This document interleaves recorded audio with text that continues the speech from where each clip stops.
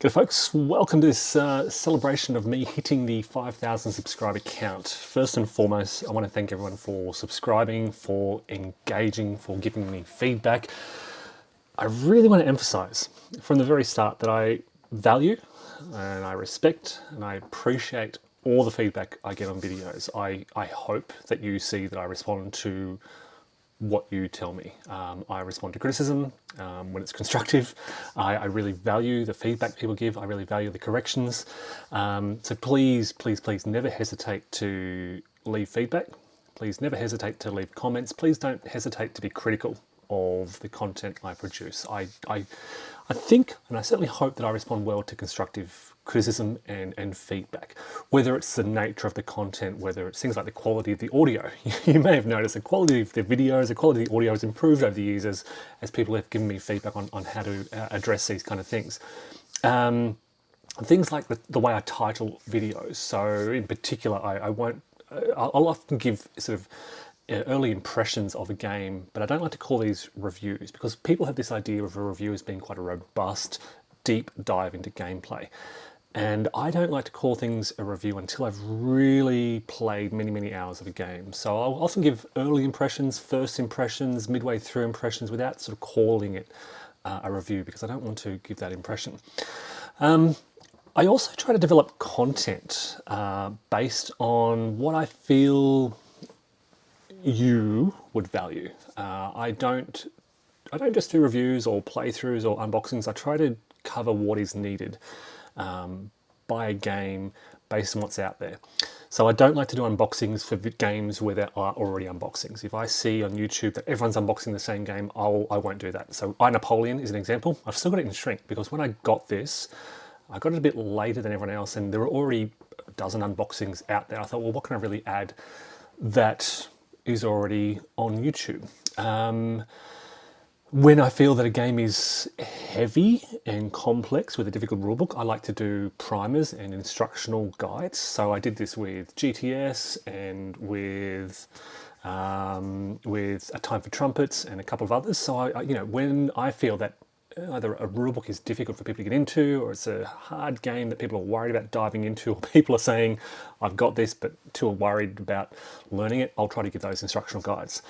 At other times when a game is surprising in its gameplay, I'll really try to highlight examples of play and just highlight what it feels like to play a game. And I try to think of what I would value if I was sort of looking at this game.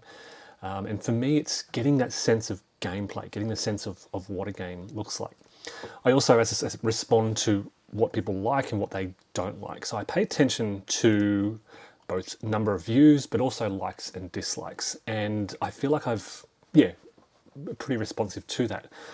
What I can tell you is that people get tired of repetition. They don't like views drop off quite quickly. If I do more than 3 or 4 videos on a single game, you might go from 1,000 views to 600 to 300 to 50, for example. It really drops off quite sharply. So Vietnam, for example, when I first illustrated that, there were over 1,000 views, second video 600, the last video 50, things like that. And this is a sign that people aren't interested in watching repetition. So I try to be diverse. I try not to do too much on a single topic. I think diversity is key. I hear that what you want to watch is lots of different things and relatively shorter, quick to the point, succinct discussions of these games. So things in the realm of 10 to 20 minutes. Beyond there, a lot of people drop off, with some exceptions. I love doing deep reviews. It's really great to do deep reviews of games like Aeon Trespass. That was really enjoyable to do and a lot of value, and I hope there's a lot of value in the insight I provided. And I love game comparisons as well. I love comparing similar systems because, again, for me, I ask these questions. What is the difference between A Time for Trumpets and last Blitzkrieg? I wanted to know that, and I am assuming that other people want to know that as well. So having those comparisons is both really fun to do. It's very rewarding. It's really fascinating unpacking the details in these games and what they offer in different ways. As I always say, this is designed to be a celebration, not a competition, not to disparage one over the other, but just to say they offer different things and hopefully to inform you. And I've said many times, I'm not a collector, I'm a gamer. I keep the games that I'll play and I will sell, trade on the games that I won't play. So I think I'm quite efficient, quite discerning in my acquisition of games. What I find really interesting is that my unboxings are the most popular types of videos, and I think that's a sign of both their length and their focus. I try to make my unboxings kind of informed, so I'll do as much reading on the rulebook before I open it, usually using Living Rules. There's only so much I can do, so I won't, without having the components in front of me, so I'll try to do a skim read, a quick read of Living Rules before I then do the unboxing, kind of, so I can then explain what's going on. So yeah, I should also point out, so my videos reflect what I'm playing. I'm non-monetized, so I don't make money off these videos, and I have received, I think, three preview copies of games over the years. 2 from VUCA Simulations and Assault on Gallipoli. Right, so 3 games over the course of this channel, and whenever I do content on those games where a free copy has been provided to me, I'm upfront about it and acknowledge. And this is, I'll be honest, this is challenging to review and play these games. Now, I intentionally dedicate part of these videos to being critical because, in those 3 examples, it's hard not to be overwhelmingly positive and thankful and gracious to the publishers. They've provided me this free game, and there is a sense, that inescapable sense of being owed something, which does make me uncomfortable. So I'm upfront about that, and I consciously dedicate parts of those videos to criticism, constructive criticism, or just being mindful of elements of the design that people may not like.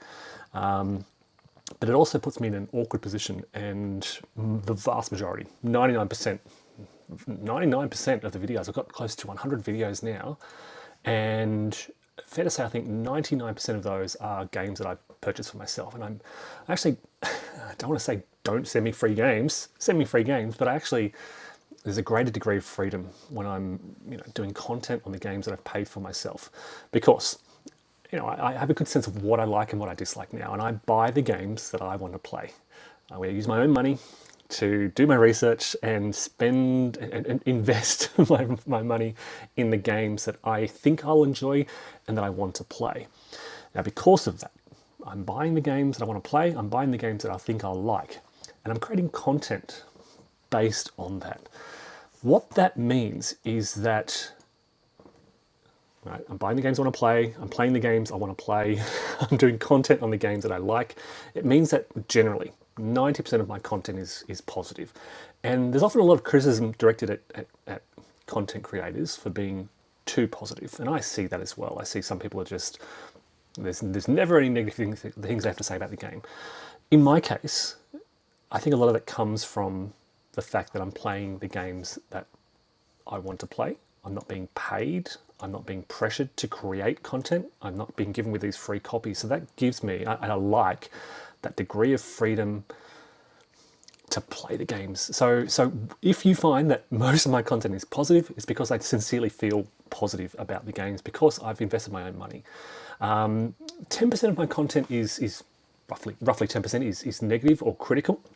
And I always try to balance this up. I recognize that I have my perspectives. I have an aversion, for example, to narrative-driven solitaire games. I tend not to like those types of games, and I acknowledge that and recognize up front, and that shapes the way I'll respond. My expectations, my history shapes the way that I'll respond to games.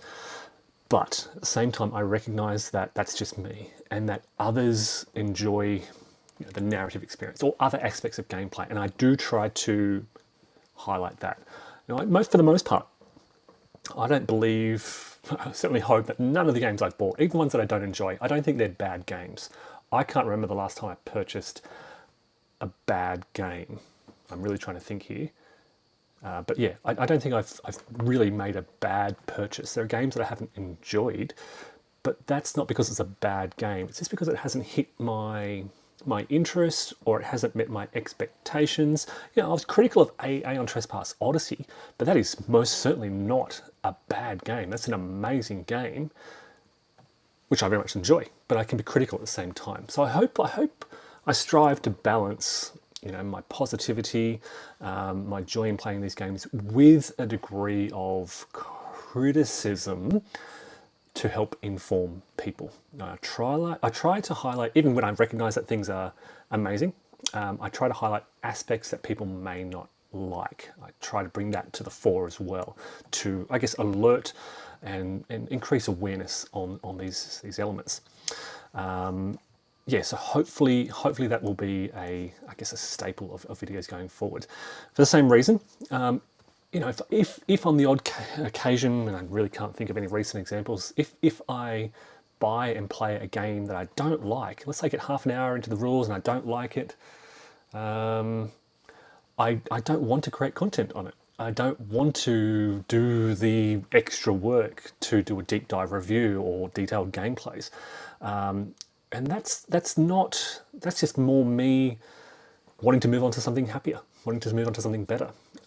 So, you know, I don't want to create content on games I don't like. At times, I will try to do a video to raise awareness. So you'll notice, for example, one of my recent videos on Lands of Evershade was quite critical. I saw positives, I saw negatives. So this is a game that I don't want to play. And I was motivated to do this because of the overwhelming positive content about that game out in social media. And I thought, nobody's been critical of this. Nobody's really highlighting the broader problems. So sometimes I will do that. But yeah, I much prefer to talk about games that I actually enjoy. Okay, something else to point out is that running this channel has also shaped my gaming habits. Now, as I said, I get the most views for unboxing videos, but I'm not a collector, so I don't purchase as many games as other content creators. I purchase games to play, not just to sit on my shelf, and that's quite a limitation. So I do like to do unboxings to share these things.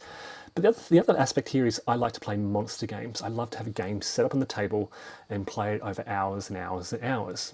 And that's a challenge because, you know, these games can go for weeks or months. But as I said earlier, people don't like to watch content that runs for hours, or they don't like to see repeated content. So a game like, you know, I really want to play 1914 Twilight in the East, and I'll bring this up. So this is top of my plate. I'd love to play this. The challenge is, this is a game that will sit on my table for months. This is a game that I would love to create a lot of content for, but I know that the first video might get some views, and that by the third or fourth video, there'll be 40 or 50 people watching it, and I just know that that won't be of interest to the audience. And so because of this, I'm thinking, well, there's a problem here, because whilst this is set up on the table, I won't have the space to play other games. I won't have the space to create other content. All right, so this is sort of always sort of in the back of my mind that, you know, I kind of feel pressured in a way to play games that people are going to watch, yeah, people are going to be interested in. I like to capture gameplay experiences, but at the same time, there is this unfortunate inadvertent pressure to not only play games that I like, which is the key factor, but to play the games that is going to be of interest to people as well. And it's one of the main reasons why I haven't dived into 1914. If I wasn't running the YouTube channel, I'd be playing this right now. I think there's no doubt about it. And I would probably be playing more Waktam Rhine and Atlantic War and things like that. But yeah, it's difficult to create original, engaging content on these kind of things. So I love monster games, and I love exploring them, but I recognise that that's not necessarily of interest. What is of interest is capturing a diverse range of games.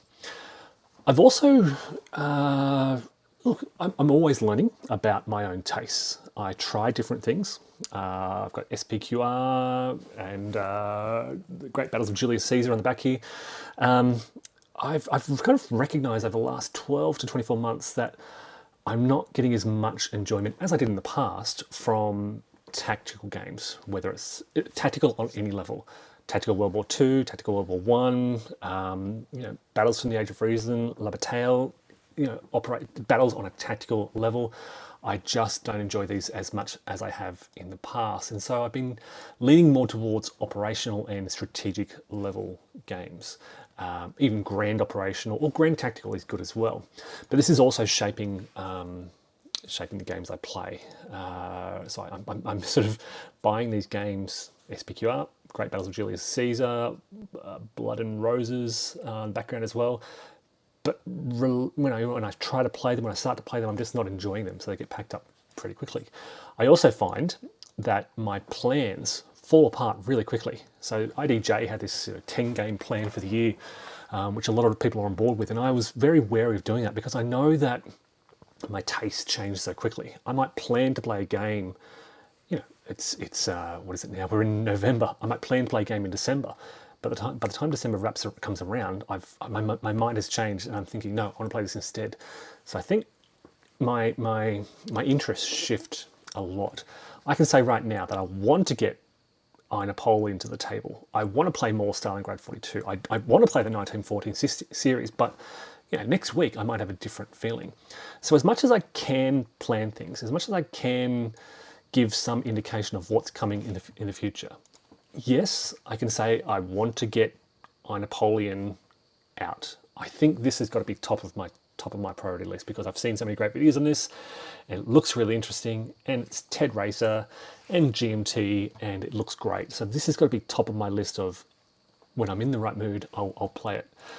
I've got a game of Stalingrad 42 underway. The videos are now a couple of months old, but I've still saved the game on Vassal, and I love this. This is so good. 9.25, it should be higher. Maybe I should rate this 9.5, close to a 10 as well, because this is an amazing game and an amazing experience and so replayable. And a game 3 turns in was really fascinating, and I want to see how that runs. So that's top of my list to continue as well on Vassal. And then, as I said, 1914 Twilight in the East. If there's ever a point where maybe when I'm doing Stalingrad 42 and the table is free, maybe I can set up 1914 and give it a go. I also mentioned in a recent video 1862, Railway Mania in the Eastern counties. So I did another video on a series of videos on 18XX Russia, and nobody liked it. And I kind of got the quick impression that there's not a lot of interest in these games. And this is also sort of, again, shaping why I haven't played this. Nobody wants to watch these games. There's a lot of content I could create on 1862, but I know that not a lot of people will watch it. So I'm thinking, well, do I bother learning it? Again, friends aren't going to want to play this. I'd really be playing this for the solitaire game, and yeah. There's also Ted Racer's Dark series. I need to dive into this more. It's been a while since I learnt the Dark Valley. I've still got the Dark Sands behind me and Case Yellow, which I haven't played yet. So I need to get into those. I'd also like to play more Mr. President. I've got the second edition upgrade pack. I had backed the entire second edition. I thought, no, I'll just get the upgrade pack. I won't get carried away. This is fascinating and very replayable, and I'd love to get more into that. Playing it on Vassal, I am tempted to set up on the table to have the actual, have it all set up in front of me, but Vassal is so great with this, so maybe I'll just play it via Vassal. Then I've got sort of Illusions of Glory, which is an option as well. It's still in Shrink behind me, somewhere around here maybe. So yeah, would like to try that because I love Paths of Glory and Pursuit of Glory, and need to actually try this. And then there's some other games in Shrink that you can see. Stalin's War, 1914 Glory's End. I've got Korea, Fire and Ice, and Vietnam, Rumors of War, Compass Games titles above me here. So they're also on my list. So I've got about 10 games on that list that are sort of at the forefront of my for consideration. I guarantee that in 12 months' time, half of these will be unplayed, but that's what's at the forefront of my list. Add to that, of course, Last Blitzkrieg, BCS more broadly. It's such an amazing series, but with such a big footprint. So there's that other hurdle of moving to Vassal to play those. I'd love to play more. I've also recently reacquired Stalingrad's Pocket 2, and I've got Day of Days, Mighty Endeavour up there from the Standard Combat Series, MMP. Need to get those played as well. So yeah, look, that's kind of on my short list of to play over the coming year, can I say?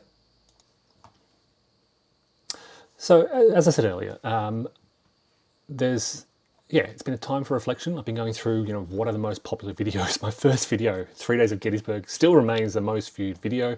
The DAO Beach instructional guide is second. And then I'm really surprised by this, thinking about playing A World at War. I never played it. It's sitting behind me right here. But just thinking about that and going over the components, people were really interested by. And I had another similar popular video with well, where is it? Maybe not so popular. It was maybe it's on the second page. Campaign for North Africa was up there. There it is. So 3,000 views for a game that I was just sort of overviewing. So I get the impression that people like, and the game comparisons are very popular, series comparison, introduction and overview. These kind of overviews and introductions to series, overview, introduction to the series, things like that, where it's not quite a deep dive, it's not quite a detailed playthrough, game comparison, game series comparison, learning Empire of the Sun. I was rewatching this myself the other day. Game comparison, series comparison. This is what people really gravitate to. And as I said, I love doing those kind of videos. So I think I'd love to do more game comparisons. They are more time consuming. They do require a lot of time in the editing room, putting pieces together, but they're really fun to do. So I'm almost certain that I'll have more and more of those to come. The key is what games to compare. If there are any comparisons that you'd like to see, please let me know, because I really enjoy doing these. Sometimes it's just like, okay, what comparisons would people really like to see? Look, to close off, folks, thank you again. Thank you for your engagement. Thanks for subscribing. Thanks for watching. Thanks for commenting. Please, as always, keep that coming. Keep the constructive, critical feedback, comments going. Please let me know what you'd like to see, what you don't like. I again, hope I am responsive to that. I try to be. Yeah, let me know. All right, folks, thank you again, and take care. Bye for now.